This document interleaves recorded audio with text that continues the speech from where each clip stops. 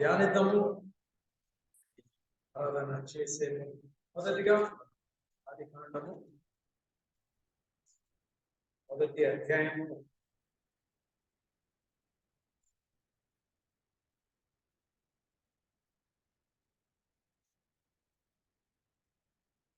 మొదటి అధ్యాయంలో మనము మొదటి 2 వచనాలు అది దేవుడు జ్ఞాపకాలను సృష్టించాడు.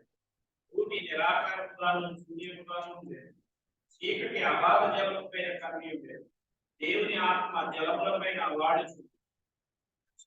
చూస్తున్నాం. మొదటిగా దేవుడు భూమి ఆకాశము ఆయన సృష్టించి, కాబట్టి భూమి నిరాకారము శూన్యంగా సమయంలో, చీకటి కమ్మిన సమయంలో దేవుని ఆత్మ అద్భుత రీతిగా మొత్తం మార్చివేశారు. అన్ని కూడా మార్చేసి దాన్ని చాలా సౌందర్యంతో కూడిన ఒక స్థలంగా చేసి, తర్వాత మనం చూస్తూ ఉన్నాము 24వ వచనం 25వ వచనానికి వెళ్ళినప్పుడు అక్కడ భూమిలో మొదటిగా మొత్తం ఏర్పాట్లు అన్ని చేశారు.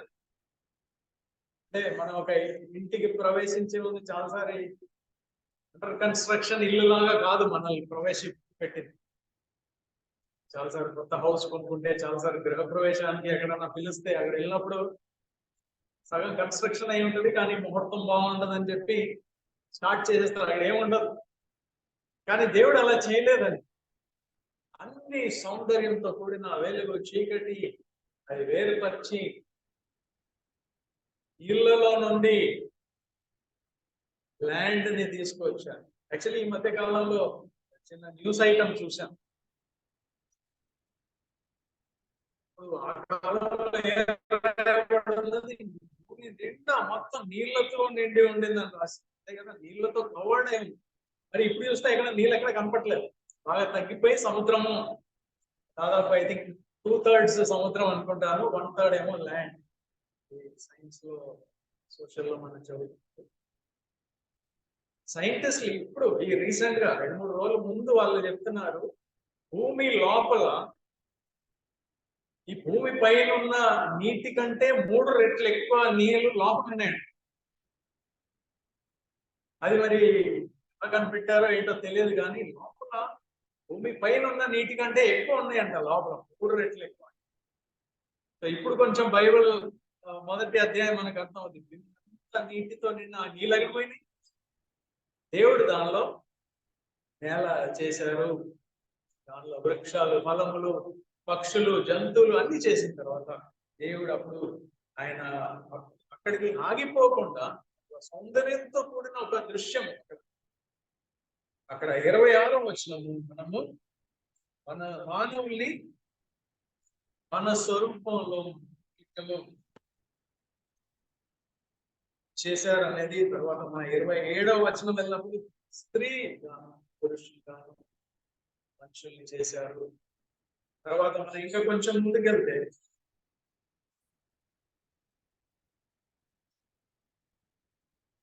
20వ వచనము 18వ వచనం చదవండి. భూమి మీద వెలిగించుటకును 2వ అధ్యాయం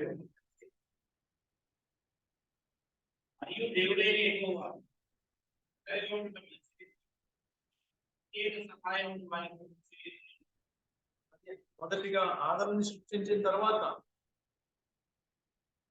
జంతువులన్నీ ఉన్నాయి, పక్షులు ఉన్నాయి, చేపలు ఉన్నాయి, అన్ని ఉన్నాయి. కానీ ఆదాముకి ఒక తోడు, సూటబుల్ హెల్ప్. కాబట్టి దేవుడు ఆయనకు ఒక కంపెనీగా 20వ వచనము ఆయన అన్ని జంతువులకి, పక్షులకి పేరు పెట్టిన తర్వాత కూడా ఆయనకు ఒక సాటి అయిన సహాయకుడు దేవుడికి ఆదాము కొరకు దొరకలే. మరి ఏమనుకున్నారో తెలియదు ఒరిజినల్ గా, ఎక్కడ మ్యాచ్ అవ్వట్లేదు. సో ఆయన లాగా ఆదాము లాగానే ఒక సాటి అయిన సహాయకురాలుగా ఒక స్త్రీని చేసి ఆయన దగ్గరికి తీసుకొచ్చారు. 23వ వచనము ఆదాము చెప్పే మాటలు ఉన్నాయి, ఒకసారి చదవండి. నా ఎముకలలో ఎముక, నా మాంసంలో మాంసం, ఇది నన్నులో నాడి అన్నది. రైట్. సో ఇక్కడ మనం చూస్తున్న మొదటి ఇంట్రడక్షన్, దేవుడు అసలు ఎందుకు చేశారు అనేది మొదటి డౌట్ వస్తుంది. ఆయన ఆల్రెడీ ఒక కంప్లీట్ పర్సన్. భూమి సృష్టించి డెకరేషన్ అంతా చేసి ఇంకా ఎవరు అవసరం లేదు, కానీ ఎందుకో మానవులను ఆయన సృష్టించారు. సో ఎందుకు మానవుల్ని సృష్టించారు అనేది ఇక్కడ మొదటి విషయం మనకు కనపడుతూ ఉంది. ఒక కంపానియన్షిప్, ఒక సహవాసం కొరకు. మనుషులు ఈ కాలంలో జనాలు వేరే అయిపోతున్నారు, దూరం అయిపోతున్నారు, ఎవరు కూడా దగ్గర ఉండట్లేదు, అందరూ ఎక్కడికక్కడ వేరైపోతున్నారు. ఇంకా ఈ మీడియా వచ్చిన తర్వాత, మొబైల్ వచ్చిన కాలంలో మనుషులు అందరూ కూడా దూరం అవుతున్నారు. కానీ మనము దేవుని బిడ్డలుగా మనం అర్థం చేసుకోవాలి. దేవుడు మొదటిగా సృష్టించింది మన అందరినీ కూడా కలిసి ఉండడానికి. అక్కడ మొదటి ఇద్దరు ఒక స్త్రీ ఒక పురుషుని చూసుకొని వాళ్ళకి ఎగ్జాంపుల్ గా చెప్తున్నారు. వాళ్ళిద్దరు కూడా ఏక శరీరులై ఉండడానికి, కలిసి ఉండడానికి. సో ఇక్కడ మనం మొదటి విషయం అర్థమవుతుంది, God wants man to be together, కలిసి ఉండడానికి. జీవితంలో వేరే ఏ గురి కూడా లేదు, వేరే ఉద్దేశాలు ఏం లేవు. మొదటి ఆదిలో మనం బిల్డింగ్ కడతామని కాదు మనల్ని సృష్టించింది, లేకుంటే ఏదో ఇంజనీరింగ్ చదువుకొని ఏదో చేద్దామనో, లేకుంటే మెడికల్ చదువుకొని ఏదో సాధించేద్దాం అని కాదు దేవుడు సృష్టించింది. ఆదిగా ఇట్ ఈస్ ఏ కంపానియన్షిప్, కలిసి ఉండడానికి. అందరు కలిస్తే ఏమన్నా చేసుకోవచ్చు, ఆ తర్వాత విషయం. కానీ మొదటిగా కలిసి ఉండాలి, కలిసి ఉండడం నేర్చుకోవాలి. నేను అనుకుంటాను చాలాసార్లు లోకంలో చూడగానే ఎంతమంది జనాలు ఉన్నారు, కలిసి ఉంటే ఎంత బాగుంటుంది. ఎన్నెన్నో కార్యాలు సాధించవచ్చు ఒకరికొకరు సహాయం చేస్తూ. అసలు ఊహించుకుంటేనే మనకు అనిపిస్తుంది దేవుడు నిజంగానే అంత గొప్పగా సృష్టించారు మనుషుల్ని. కానీ మనము అవన్నీ కూడా చెడగొట్టేస్తాం, మొదటి కొన్ని రోజుల్లోనే మొత్తం చెడగొట్టేస్తాం. ఇక్కడ దేవుడు ఏ దేవుడు అయితే వీళ్ళని సృష్టించి వీళ్ళని జతపరిచి కలిసి ఉండమని చెప్పారో, వారు ఏం చేయాలి నెక్స్ట్? వాళ్ళకి పుట్టిన పిల్లలు వాళ్ళని కూడా అదే సహవాసంలో నడపాలి. పిల్లలు పుట్టించడానికి కాదు, కానీ వాళ్ళ జనరేషన్ వ్యాపించి విస్తరించి వాళ్ళు ఫలించి కలిసి ఉండాలి. కలిసి ఉండి ఏమన్నా చేసుకోవచ్చు. కానీ ఇవన్నిటికంటే నేను అనుకుంటాను, ఫస్ట్ ఆఫ్ ఆల్ ఇది బాగానే ఉంది, దేవుడు ప్లాన్ అందరు కలిసి ఉండాలి, అందరినీ సృష్టించారు. బట్ దేవుడు అసలు ఎందుకు చేశారు అనేది, why did he make us, ఎందుకు చేయాల్సి వచ్చింది అనేది అక్కడ చూస్తే అదే అనిపిస్తుంది. దేవుడు మానవుల్ని సృష్టించి ముందు ఆదిలో ఎవరున్నారు? తండ్రి, కుమార, పరిశుద్ధాత్మ, ముగ్గురు ఉన్నారు, ఒకరు కాదు. వాళ్ళ ముగ్గురులో ఉన్న ఆ సంబంధము, ఐక్యత, అసలు వేరు చేయలేని ఒక బంధం ఏర్పాటు చేసి, అలాంటి ఒక సంబంధం కలిగిన వారు అదే సంబంధము ఇంకా వ్యాపింప చేద్దామని, స్ప్రెడ్, టు ఇంక్రీస్ అనే ఉద్దేశంతో చేశారనేదే. మనుషుల్ని పెట్టగానే దేవుడు వాళ్ళ సహవాసం కోరుకున్నారు. ఇన్ఫాక్ట్ కొద్ది సేపు తర్వాత మనం చూస్తే, ఎప్పుడైతే అవిధేయత వల్ల వాళ్ళు దూరం అయిపోయారో దేవుడి దగ్గర నుంచి, మీరు 3వ అధ్యాయంలో చూడండి, వాళ్ళు ఎప్పుడైతే పాపం చేశారో, దేవుడు ఏదైతే చేయొద్దని చెప్పారో అది చేశారో, వెంటనే వాళ్ళు 8వ వచనం చదవండి 3వ అధ్యాయంలో.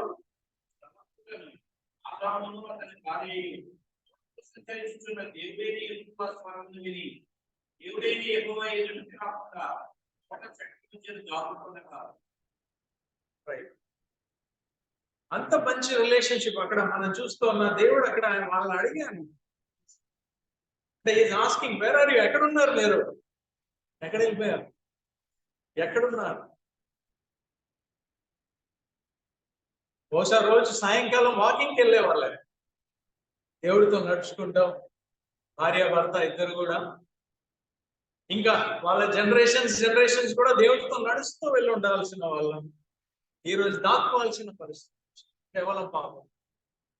జస్ట్ బికాస్ ఆఫ్ సిన్, పాపం వలన దేవుడి నుంచి దూరమై జస్ట్ సొంతంగా మంచి చెడు ఒక జ్ఞానము సంపాదించుకోవడం అని చెప్పి ఒక ఆలోచన గురించి మొత్తం పోగొట్టేస్తుంది. బాగుందా? ఆ ఫలం బాగుందా? టేస్ట్ బాగుందా?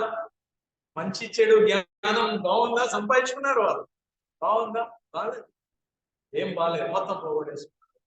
మనం కూడా సొంత తెలివితేటలతో సొంత నా ఇష్టం, ఇలా ఉండాలా ఇలా ఉండాలి, నా ఇష్టం అని చెప్పి వెళ్తున్న ప్రతి వారు కూడా అదే దారిలో వెళ్తున్నారని మనం ఆలోచించుకోవాలి, తెలుసుకోవాలి. నా ఇష్టం అని జీవిస్తున్నప్పుడు ఏమవుద్ది? ఒక కుటుంబంలో కూడా సంబంధం సరిగా ఉండదు. ఒకరేమో నా ఇష్టం అంటారు, ఇంకోరు నా ఇష్టం అంటారు, నాకు తెలుసు అంటారు. సంబంధం సరిగా అవ్వదు ఎక్కడన్నా సరే. అదే విషయంలో దేవునితో కూడా జీసస్ ఏంటి. సో ఎప్పుడైతే మొత్తం పోగొట్టేసుకుంటాం, దేవుడితో హాయిగా నడిచే ఒక గొప్ప అనుభవం పోవచ్చు. ఆ తర్వాత నుంచి చాలా తక్కువ మంది దేవుడితో నడిచారు. మిగతా వాళ్ళందరూ ఎవరి దారిలో వాళ్ళు. తర్వాత మనం చూస్తాం, ఎవరు? ఈనోకు గారు దేవుడితో నడిచారు. ఆనోక్ తెలుగులో. లోకమంతా కూడా వాళ్ళ ఇష్ట ప్రకారం ఓన్లీ ఒక వ్యక్తి ఆనోక్. దాని తర్వాత నెక్స్ట్ నోవా, ఇంకా అబ్రహాం, కొంతమంది మిగిలారు అన్నమాట. దేవుని ఆ గొప్ప సహవాసం గురించి అర్థం చేసుకోవడము, మనుషుల మధ్యలో సహవాసంగా ఉండాలని అర్థం చేసుకునే వాళ్ళు చాలా తక్కువ మంది మిగిలారు. కానీ దేవునికి స్తోత్రం, దేవుడు అక్కడ వదిలిపెట్టలేదండి. మానవులు తప్పిపోయినప్పుడు ఆయన వదిలిపెట్టేసి వాళ్ళని అందరినీ నశింపచేసి ఆయన మరి కొత్తగా ఆయన కావాల్సిన విధంగా చేయగలుగుతారు. కానీ ఆయన చేయలేదండి. ఎజెకియా గ్రంథంలో ఒకసారి వెళ్ళండి. ఎజెకియా 34వ అధ్యాయం.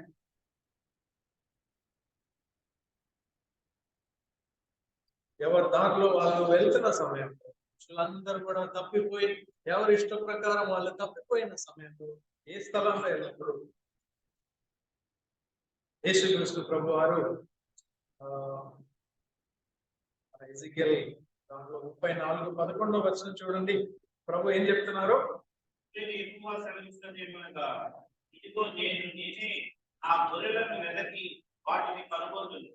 రైట్, నేనే నా గొర్రెల్ని వెతుకుతాను. ఎందుకంటే ఒక్కసారి దేవునితో మనకి కనెక్షన్ తెగిపోయిన తర్వాత మనుషులు మంచి చెడు జ్ఞానం సంపాదించుకొని సొంతంగా బతికేద్దాం అనుకుంటున్నారు, కానీ అది అవ్వదండి. అది వర్కౌట్ అవ్వదు. మరి మంచి చెడు జ్ఞానం అవసరం లేదా? మంచిది కాదా? మంచి చెడు జ్ఞానం అనేది సాతాను ఏం చెప్పారు? మీకు మంచి చెడు జ్ఞానం రావడం దేవుడికి ఇష్టం లేదు. ఎందుకంటే మీకు మంచి చెడు జ్ఞానం తెలిస్తే మీరు కూడా దేవుడి వల్లే అయిపోతారు. ఆయన మీకు అది ఇవ్వకుండా ఉండడానికి అన్ని ప్రయత్నాలు చేస్తున్నారు, తినొద్దు అన్నారు అని చెప్పి. సో మంచి చెడు జ్ఞానం అనేది తప్పు కాదు, కానీ సొంతంగా దాన్ని వెతుకుంటూ రీసెర్చ్ చేయడం తప్పు. అది మనల్ని ఒక్క భయంకరమైన పరిస్థితిలో నుంచి ఇంకో భయంకరమైన పరిస్థితిలో తీసుకువెళ్తుంది. దానికి సాక్ష్యము వేరే ఏమీ అవసరం లేదు. మానవులు ఇప్పుడు వరకు వచ్చిన దారి మనం చూస్తే మనకు తెలిసిపోద్ది. ఈరోజు చుట్టూ జరుగుతున్న పరిస్థితులు చూస్తే మనకు తెలిసిపోద్ది. సొంతంగా మంచి చెడు జ్ఞానం సంపాదించుకొని బ్రతికేద్దాము, దేవుడి వల్లే బతికేద్దాం అని అనుకున్న వాళ్ళు ప్రతి వారు ఆ మార్గంలోనే ఉన్నారు. దాని అంతం ఏంటో తెలుసా? నాశనం. మంచి చెడు జ్ఞానం మంచిదే, కానీ అది దేవుని పాదముల దగ్గర నేర్చుకోవాలి. జీవపు వృక్షమైన దేవుడి దగ్గర నుంచి నేర్చుకుంటే మంచి ఏంటో చెడు ఏంటో సరిగా మనం తెలుసు. ఈ రోజు మంచి ఏడో చెడు ఏదంటే మన తెలివితేటలకు మనం అనుకుంటున్నాం. ఆయన చేసేది తప్పు, ఈయన చేసేది రైట్ అనుకుంటాం, కానీ అది కరెక్ట్ కాదు. చివరికి మనకు తెలియదు, ఏమీ తెలియదు. ఈయన రైటా ఆయన రైటా మనకు అసలు తెలియదు. కానీ దేవుని సన్నిధిలో ఉంటే మనకు చాలాసార్లు అర్థమైపోతుంది ఎవరు తప్పు ఎవరు రైట్. ఫైనల్ గా మన దేవుని సన్నిధిలో కూర్చుంటే ఈ రోజు మనకు అర్థం అవుతుంది, వాళ్ళ తప్పు కాదు, నా తప్పు, అందరిది తప్పే. ఎవ్రీబడి ఆల్ హ్యావ్ సిన్, ప్రతి వారు పాపం చేసి ఉన్నారు. మనం ఒకరినొకరు కామెంట్ చేయడానికి సరిపోవని చెప్పి కూడా మనకి జీవ వృక్షపు దగ్గర కూర్చుంటే అది అర్థం అవుతుంది. దేవునికి స్తోత్రం. ఈ రోజు ఆయన వదిలిపెట్టలేదు, ఆయన వెతుక్కుంటూ వచ్చారు. నేనే వెతుకుతానని బయలుదేరారు. ఎందుకంటే మానవుల మధ్యలో కొంతమందే ఉన్నారు దేవుడిని వెతికే వాళ్ళు. కొంతమంది దేవుణ్ణి వెతుకుతున్నాను, దేవుణ్ణి సేవ చేస్తున్నాను అని చెప్పి కొంతమంది కాపురులుగా తయారయ్యారు. కాపురులుగా తయారయ్యి వాళ్ళు ఏం చేస్తున్నారు? గొర్రెల్ని దోచుకుంటున్నారు. దేవుడు వాళ్ళని ఏర్పాటు చేశారు కాపరులుగా, కానీ వాళ్ళు వచ్చి గొర్రెల్ని వాళ్ళ గురించి వాళ్ళ కాపరులు కాదు, కానీ వాళ్ళు తోడేళ్లుగా వచ్చి వేస్తూ ఉన్న సమయంలో మనం చూస్తాం. ఎజెకియెల్ గ్రంథంలో 34:11 నేనే వెతుకుతానని బయలుదేరారు. చెదిరిపోయిన గొర్రెల్ని నేనే వెతుక్కుంటాను, నేనే వాళ్ళు ఎక్కడెక్కడ చెదిరిపోయారు అక్కడి నుంచి నేను తీసుకువచ్చేస్తాను, తోడుకొని వస్తాను, వాళ్ళు తీసుకువస్తాను అని చెప్పి నేనే వాళ్ళ జనాల మధ్యలో నుంచి తీసుకొచ్చి మంచి స్థలంలో. సో ఇవన్నీ 15 వచనం చూడండి. నేనే వాళ్ళకి నేనే మేపి వాళ్ళకి విశ్రాంతి దయచేస్తారు అనేది. తప్పిపోయిన గొర్రెలు 16 వచనం తప్పిపోయిన చెదిరిపోయినది. ఇక్కడ ఇంకో మాట ఉంది 16 వచనం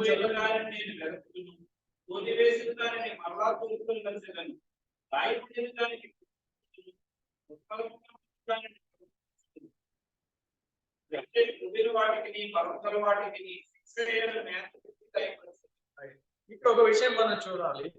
మంచి చెడు జ్ఞానం వెతుక్కుంటావు మన సొంతంగా బయలుదేరిన వాళ్ళ మధ్యలో ఇది ఏమైపోయిందంటే అక్కడ బలమైన గొర్రెలు ఉన్నాయి, బలహీనమైన గొర్రెలు ఉన్నాయి. బలమైన గొర్రెలకి బాగానే ఉంటారు, లోకం బాగానే ఉంటుంది, వాళ్ళకి హ్యాపీగా ఉంటుంది. ఏం చేస్తారంటే చెడు ఒక జ్ఞానం ఎలా అయిపోయిందంటే వాళ్ళు హింస పెట్టడము, బాధింప చేయడము, ఇబ్బంది పెట్టడము. ఇప్పుడు దేవుడు వచ్చేది సపోజ్ ఆ ఇబ్బంది పడే ఆ గొర్రెలు వాళ్ళు బలవంతులు అయిపోయారు అనుకోండి, వాళ్ళు కూడా అదే చేస్తారు. మానవ ఒక నేచర్ అలా తయారైపోయింది. ఎవరన్నా కొద్దిమంది మిగిలినా కూడా ఒక మంచి చేద్దామని మిగిలినా కూడా వాళ్ళని వేరే వాళ్ళు చేయలేదు. సో ఇప్పుడు దేవుడు ఒక తీర్పు తీసుకువస్తున్నాడు. ఆయన బలహీనమైన వాటిని రక్షిస్తానని చెప్పి ఒక వాగ్దానం ఇచ్చాడు. అందుకే యేసుక్రీస్తు ప్రభు ఈ లోకానికి వచ్చారు. ఆయన తప్పిపోయిన గొర్రె పిల్లని వెతుక్కుంటాం. ఆయన వచ్చారు, మనల్ని చేర్చుకుంటారు. ఆయన వచ్చిన సమయంలో ఒక గొప్ప బలవంతుడిగా రాలేదు, బలహీనుడిగా వచ్చారు. కానీ ఆయన మాటలు నమ్మి అనేక మంది ఆయన దగ్గరకు వచ్చారు. ఆయన మాటలు నమ్మి అనేక మంది ఆయన దగ్గరకు వచ్చారు. కానీ ఎందరైతే ఆయన్ని నమ్మారో వాళ్ళందరినీ దేవుని యొక్క పిల్లలు అవడానికి ఆయన గొప్ప అవకాశం ఇచ్చారు. ఈ కొద్ది మంది, ఈ చిన్న మంద ఎవరైతే ఉన్నారో వాళ్ళందరూ కూడా వాళ్ళ పద్ధతులు మార్చుకున్నారు. దేవుడు ఇచ్చిన ఏకైక ఒక అవకాశం ఇది, మనకి ఒక అవకాశం, ఒక ఛాన్స్.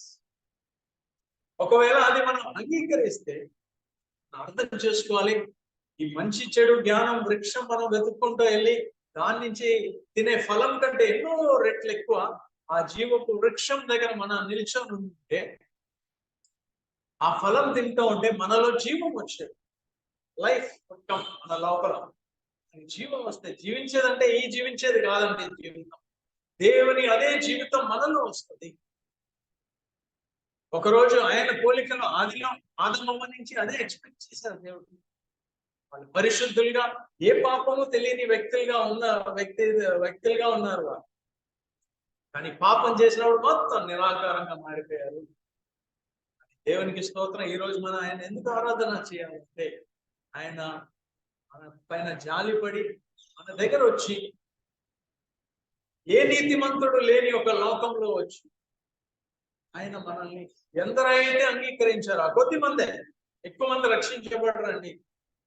మనం ఎంతమంది కూర్చొని ఉన్నాం కానీ మనకు తెలియదు ఎంతమంది రక్షించబడతారో.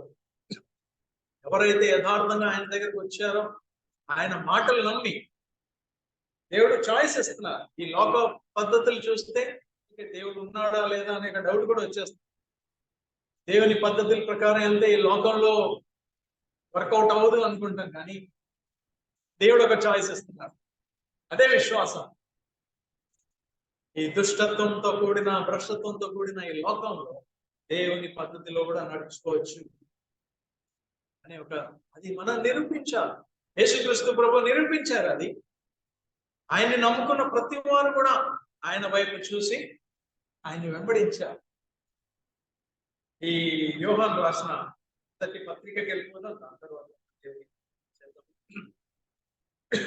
మొదటి 4 వచనాలు దయచేసి ఎవరన్నా చదవండి.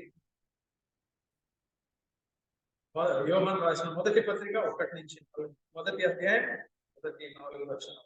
జీవవాక్యము వచ్చినది ఆది నుండి ఏది ఉండెనో మేమేది వింటిమో కనులారా ఏది చూసిమో ఏది నిదానించగలుగుంటేమో ఆ చేతులు దేనిని తాకించెను అది మీకు తెలియజేయుచున్నాము. ఆ జీవము ప్రత్యక్షమైంది తండ్రి యొక్క నుండి ఆ ప్రత్యక్షమైన నిత్య జీవమును మేము చూసి ఆ జీవము సాక్షించు దానిని మీకు తెలియపరుచుతున్నాము. మాతో కూడా మీకు సహవాసం కలిగినట్లు మేము చూసిన దానిని విని దానిని మీకు తెలియజేస్తున్నాము. ఆ సహవాసం అయితే తండ్రితో కూడాను ఆయన కుమారుడైన యేసుతో కూడాను ఉన్నది. ఆ సంతోషం పరిపూర్ణమవుటకై మేము ఈ సంగతులను రాయిస్తున్నాము. రైట్. ఈ మాటలు ధ్యానం చేసే ముందు మళ్ళీ ఒకసారి జ్ఞాపకం చేసుకుంటాం. దేవుడు మనుషుల్ని సృష్టించారు, ఆయన మనతో సహవాసం చేయాలని, అలాగే మన మధ్యలో కూడా ఒక మంచి సహవాసం కలిగి ఉండాలనేది. కానీ మానవులని ఎందుకు తృణించుకున్నారు, వాళ్ళు వద్దనుకున్నారు, రిజెక్ట్ చేశారు దేవుడిని. కానీ దేవుడు వదిలిపెట్టలేదు. ఎందుకంటే మీ ఇష్ట ప్రకారం మీరు వెళ్ళిపోతే మీరే నాశనానికి వెళ్తారు. దేవుడు ఆయనకి చింత ఉంది.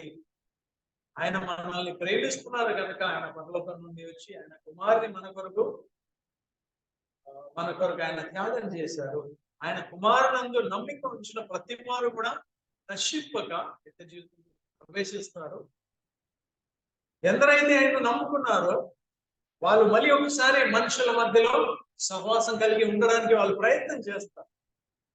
ఈ లోకంలో కష్టం అనుకోండి, ఆయన వాళ్ళు ప్రయాసపడతారు, కలిసి ఉండే ప్రయాసం చేస్తారు. ఎందుకంటే పరలోక రాజ్యం వచ్చింది అనుకోండి, అక్కడ ఇంకా ఎవరు కలిసి ఉండాలని చెప్పి ఎవరు చెప్పాల్సిన పని లేదు, ఆటోమేటిక్ గా కలిసి ఉంటారు. కానీ ఈ లోకంలో దేవుడు మనకు ఒక అవకాశం ఇస్తున్నారు. యేసుక్రీస్తులో ఉన్న ప్రతి బిడ్డ కూడా కలిసి ఉండాలి. రెండోది, వాళ్ళకి అదే ఇంత మన కొరకు చేసిన దేవుడి పట్ల కూడా వాళ్ళకి అప్రేమ ఉండాలి. మన బైబిల్లో ఉన్న అన్నిటికంటే గొప్ప ఆజ్ఞ ఏంటి? మొదటిగా దేవుడిని ప్రేమించాలి, రెండోది మనుషుల్ని ప్రేమించాలి. Only 2 commandments. వీటి మూలం అంతా కూడా సహవాసం. యోహాను ఎంతో మంది రాసిన మధ్యలో యోహానే రాస్తున్నది ఆది నుండి ఉన్న ఏదైతే ఉండిందో ఆది నుండి మేము చూసాము, ఆయన చూసాము, మేము ఆయన్ని ముట్టుకున్నాము అంటున్నారు. ఇది జీవం అన్నమాట. పరలోకం నుంచి సహవాసంలో, నిత్య సహవాసంలో ఉన్న ఒక వ్యక్తి ఈ భూలోకానికి వచ్చి వీళ్ళు అంటారు, మేము ఆయన్ని చూసాము, ఆయన్ని ముట్టుకున్నాము అంటున్నారు. ఆయనే జీవపు వాక్యము, ఆయనలో ఒక జీవం ఉంది. There was a life in him. ఈ కాలంలో మన చుట్టూ చాలా మంది జనాల్ని కనిపిస్తూ ఉంటారు. చాలా మంది ఎప్పుడు దిగులుగానే ఉంటారు, కొంతమంది ఎప్పుడు కొంచెం ఉత్సాహంగా ఉంటారు. అది లోక సంబంధమైన ఒక నేచురల్ ఉత్సాహం కలిగి ఉంటారు. కానీ అన్నింటికంటే దేవుడు కలిగిన వారికి ఒక లోపల ఒక సంతోషం, సమాధానం, ఒక ఉత్సాహం అనేది ఉంటుంది. దాని గురించి యోహాను చెప్తున్నారు. ఆయన చెప్తున్నారు, జీవాన్ని మేము చూసాము, దేవుడి దగ్గర నుంచి వచ్చిన ఈ జీవపు వాక్యాన్ని మనం చూసాము, జీవాన్ని చూసాము.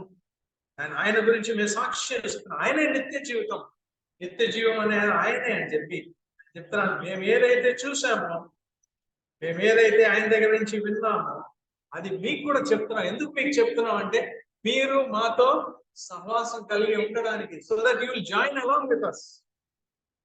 మేమైతే తండ్రితో ఒక సహవాసం కలిగి ఉన్నాము. వీళ్ళు నిజంగానే సీరియస్ గానే వన్స్ యేసుక్రీస్తు ప్రభువుని చూసిన తర్వాత వాళ్ళ జీవితాలు మారిపోయినాయి. వాళ్ళంతా కూడా ఆయన ఆకర్షించబడ్డారు. అంటే ఆయన వల్లే మనం కూడా ఉండాలి అని చెప్పి ఆయన కోరుకున్నారు. ఇది యోహాను ఒక దాదాపు 80-90 సంవత్సరాలు అయిన తర్వాత రాసిన గ్రంథాలు ఇవి. లోకంలో ఏమన్నా విలువగా ఉంటే ఆయన చెప్పేది ఇదే విలువగా ఉన్నది. ఆయన్ని కలిగి ఉండడము, ఆయనతో మాకైతే సమాసం ఉంది, కానీ మీరు మాతో చేరండి అని. Come join us. అందరు కూడా దేవుడితో కలిసి సదాకాలం ఉండేలాగా దేవుడు అన్ని ఏర్పాటు చేస్తూ ఉంటారు. ఆయన తిరిగి వస్తారు ఒకరోజు. కానీ ఆయన వచ్చే వరకు దేవుడు మన మధ్యలో నివసించడానికి దేవుడు ఒక అవకాశం ఇస్తున్నారు. అది కేవలం యేసుక్రీస్తు ప్రభు ద్వారే సాధ్యము. ఎందుకంటే యేసుక్రీస్తు ప్రభువులో అపవిత్రులుగా ఉన్న మనకి పాప క్షమాపణ వల్ల మన హృదయము శుద్ధమైపోతుంది. వన్స్ మన హృదయం శుద్ధం అయిన తర్వాత, ప్యూర్ అయిన తర్వాత దాంట్లో దేవుని యొక్క ఆత్మ నివసించే అవకాశం ఉన్నది. వన్స్ దేవుని ఆత్మ మనలో నివసిస్తే ఐక్యతతో కలిగి మనము జీవించవచ్చు. దేవుని ఆత్మ మనతో ఉంటే మనం దేవుని తెలుసుకుంటాము, అలాగే మనుషుల్ని కూడా తెలుసుకుంటాము. అందరూ కూడా కలిసి ఏక సహవాసం కలిగి మనం ఉండగలిగే గొప్ప అవకాశం దేవుడు ఇస్తున్నాడు. ఇంతకాలం మనం ఎలా ఉన్నా కూడా ఈ రోజు ఇక్కడ కూర్చున్న మనం దేవుని ఆరాధించాలి. ఆయన వదిలిపెట్టేయకుండా మనల్ని మళ్ళీ సహవాసంలోకి పిలుస్తున్నారు. Come join us. ఒకవేళ అది మనం రిజెక్ట్ చేసామనుకోండి అని నమ్మకుండా ఉంటే మరి ఇక దేవుడే కాపాడాలి. ఆయన ఏం చేస్తారో ఆ చివరి రోజులు వచ్చినప్పుడు, ఆయన ఉగ్రత వచ్చిన రోజు అయ్యో అని చెప్పి అంటే ఉపయోగం లేదు. అవకాశాలు ఇవ్వబడింది, దేవుని జీవ వాక్యాలు చెప్పబడుతుంది. అది మనం కోరుకోవాలి, పట్టుకోవాలి. ఆయన అందుకుంటే కష్టం మనదే. we are the people who will lose. దేవుడి విషయంలో మనకు సహాయం చేయను కాక ఆయన ఆరాధన చేస్తూ ఉండగా ఈ విషయాలు మనం జ్ఞాపకం చేసుకుంటాం. దేవుడికి స్తోత్రం.